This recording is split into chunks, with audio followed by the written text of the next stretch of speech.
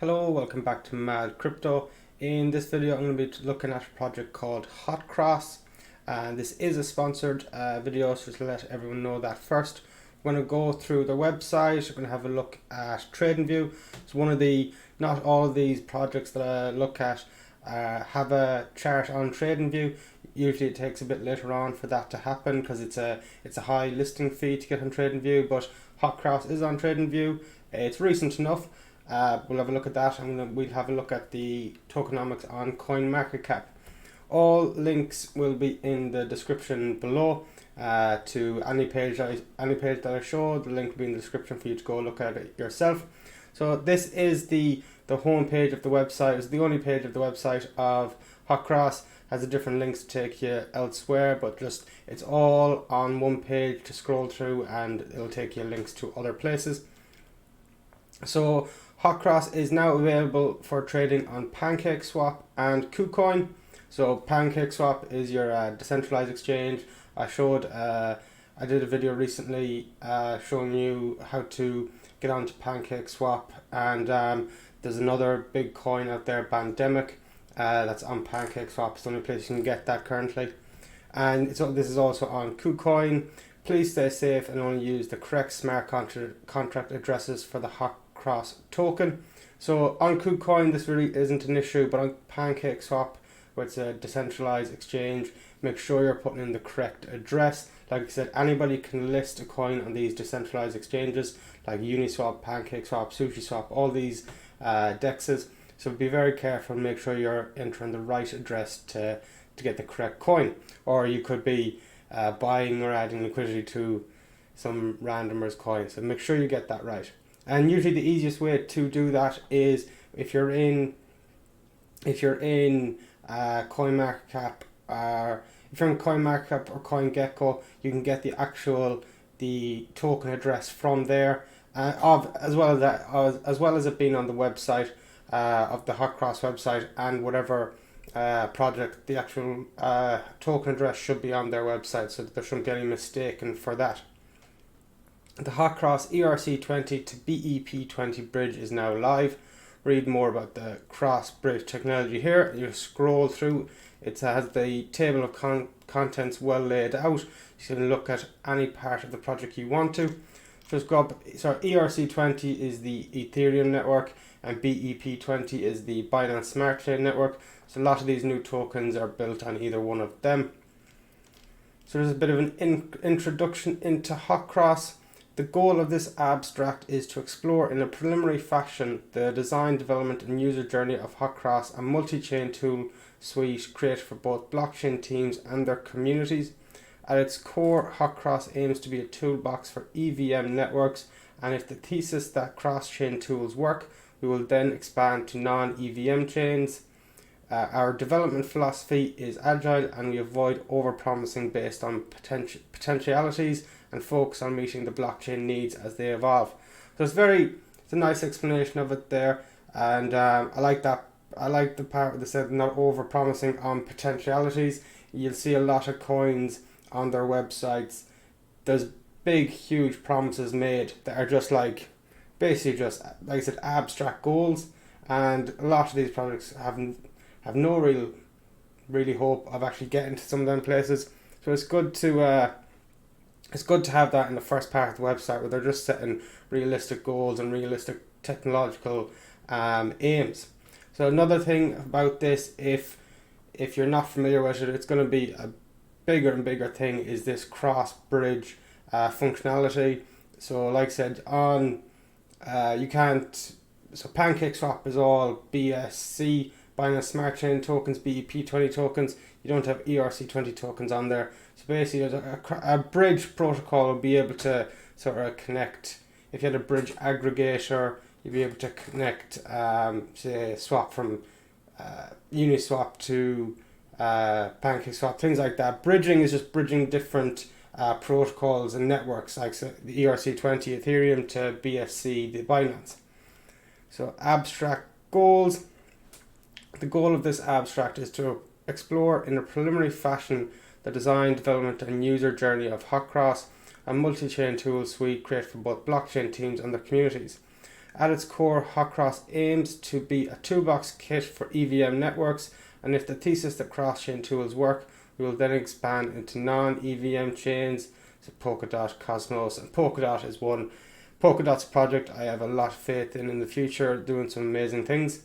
Our development philosophy is agile, and we avoid over-promising based on potentialities and focus on meeting blockchain needs as they evolve. There's a lot repeated there from previous, but the first tool ever created in the Hotcross ecosystem was an ERC20 to BEP20 bridge called Cross Bridge, and the following products that are under development or already launched are a multi-chain NFT minter named Crossmint, a multi-chain stake drop launch pool product named Crosspool, a UI component named Cross Connect, a rich data delivery endpoint named Cross API, an exploration into AMM style bridging via CrossSwap, and a multi-purpose application called CrossVest for token management.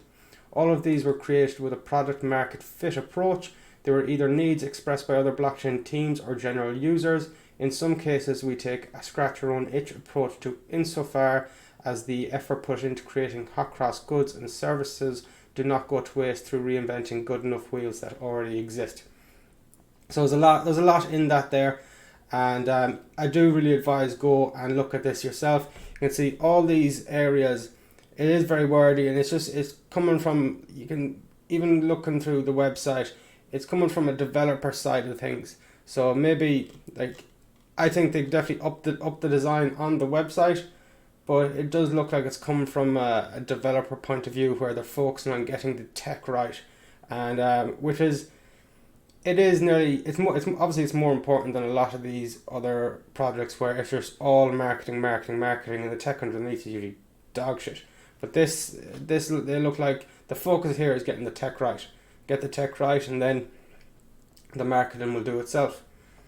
So we're going to have a quick, before we look through a bit more of the website, we're going to look at TradingView and have a look at the chart and see how that looks. I'm on TradingView now.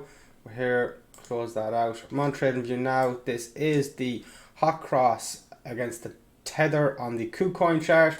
I'm on the 4 hour here, so obviously you can see it is a fairly new chart on TradingView. It only goes back as far as the 20th of May, that's the first 4 hour candle. So on a chart like this, you can't, with a chart with this much history, it's hard to give a good evaluation of it. There's not enough history to give a really good evaluation of it. I'm just going to take what I have here to look at, and this does look good. There is just not enough history to look at it purely from a chart's point of view, but it does look good. This bit at the beginning, I don't really heed this, because if you go back to any coin, any of these new coins that come out, nearly the initial release always looks like this. A lot of early investors sometimes sell off in the midst of a big bit of news, a big release, and take some of their profits, and rightly so, and let them get back in. So this bit at the beginning, you've seen an awful lot of projects. If you've been in crypto for a while, this isn't something new. Seeing something like this at the start of a chart, but since then, this isn't a bad looking chart, just like steadily rising. Like I said, there's not enough history to base this purely on the chart, but if this continues to look like this, just steadily rising, little bits of higher lows, then this is a very good looking chart. If this continues to go like this will be very impressive, very, very impressive indeed. That is it for the TradingView, because there's not an awful lot to look at. Even like if we look at the daily chart, there's only 1, 2, 3, 4, 5, 6, 7, 8, 9, 10, 11, 12, 13, 14, 15. This is only the 15th daily candle, so there's not enough history in this chart at all to look at it, but just if it did keep going like this, that'd be a good thing. So we're going to have a look at CoinMarketCap as well, and we'll look at some tokenomics. On CoinMarketCap now, you can hear the Hotcross token. So the link for this will be in the description as well, so you have the chart there. First, we're just going to look at the markets. So yeah, same thing. It's on PancakeSwap and it's on KuCoin. They're the only two places you can pick it up. On PancakeSwap, just to note here, the pair, if you want to pick this up on PancakeSwap, the pair for it is wrapped BNB, and if you want to pick it up on KuCoin, the pair for it is USDT.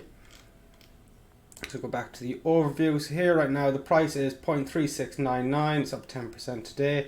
I wouldn't worry about the daily movement of something like this, so new. Like I said, I'm just looking at in terms of the growth of this, I'm looking at it from the technology point of view, and seeing if they back up the promises they're making. The token is here. It's an ERC20 token address. You can just add that to your MetaMask from here. One of the easiest ways to do it. It's audited. It's on 2,000 watch lists. So there's not an awful lot of information here. We don't have the circulating supply. The max supply is 500 million. The fully diluted market cap is 185 million, and the 24-hour volume is 6.6 million. So they're just some of the tokenomics. We don't have them all here to go properly through. Just watch for that and see if any more news comes out on that. I'm going to take a look back at the website. I'm going to finish this review off because, like I said, it is a lot of information on Hotcross that you need to have a look at yourself and just go through the different links from their website and just take a deep dive into it yourself. I'm just giving you an overview here to make it a bit easier on you. Back on the website now, and I've jumped down to an area on the website that I often reference in videos, that it should be a part of every project's website. It isn't always, but like I said, I've said in the past, it's the first red flag. It's the first red flag you notice when you go to a website if they don't have the team referenced. So here I've just jumped down the website to find this part. Hotcross is made of Web3, iOS and Android builders whose competencies are jack of all trades. Our team is made up of a senior level professionals with decades of experience in full stack development, years of experience in DLT development and deep experience with quality assurance and testing. We don't believe in boxing ourselves in with stringent labels inside the company, and our creed is find what's missing. We avoid overly picking sides. If something's interesting, we'll likely be researching or testing it. In short, we're toolmakers in the Wild West. We're non-anonymous and proud of the work we do. So here, about 8 members of the team here, all with their links to LinkedIn and GitHub pages. So if you're a developer yourself, you can go see what their GitHub look like. That would be a bit like a different language to me. But to some people, you might be very interested in looking at that side of things. And also, it's easiest way to also, if you're a developer like yourself trying to break into the blockchain world, get in touch with some of these people. If you want and you have no idea how, the easiest way is people within the crypto community, developer community. They're very happy to help each other. If you have any questions about the project, get in contact with them as well. It's the easiest way, parts of their community. Let's have a look here, the Hotcross history. Ideas around Hotcross were first formulated in November 2020 when we realised that Crossbridge V1 was a void that needed to be immediately filled. TVL on BSC was around 100 million USD. Awareness was mostly centred around Venus and PancakeSwap, and the small steady growth of not only BSC but other EVM networks was going ignored or outrightly dismissed. The origin story of Hotcross isn't magical, it's boring. A few guys got together and made a bridge, proved in part our thesis that a multi-chain mobility matters more than most builders were willing to accept at the time, and then developed a product suite around it. So just going about the necessities of bridges within crypto, a lot of people within crypto fall within maybe two teams. It's it wouldn't fall within two teams, but the decentralized things and the centralized things. Like, everybody operates with both. You sort of have to. Then there's the people who know how to operate in the decentralized side of things, and then there's the people who only go as far as the centralized websites. Like, for example, Binance. Any of these websites, like KuCoin, all centralized websites. They're in charge with holding your tokens. If anything happens to those websites, your tokens are on those websites. You're not holding the keys for it. Decentralized is where you're in charge of everything, and these bridges are very necessary in the decentralized world for connecting different networks together. Like I said, with this, the BSC and ERC20, BEP20 and ERC20. So these things are very important. Like I said, we're going to see more of these going forward in the crypto space. They're absolutely necessary, especially I think decentralization is going to become even more popular with new projects coming out that hopefully will be able to reduce a lot of the fees. The fees can be quite high on some of these dexes.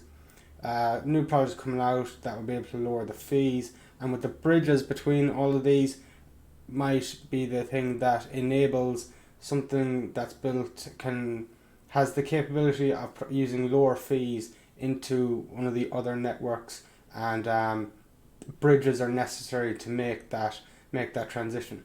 So this is a project I think you should take a look at. Like I said, it is a sponsored video.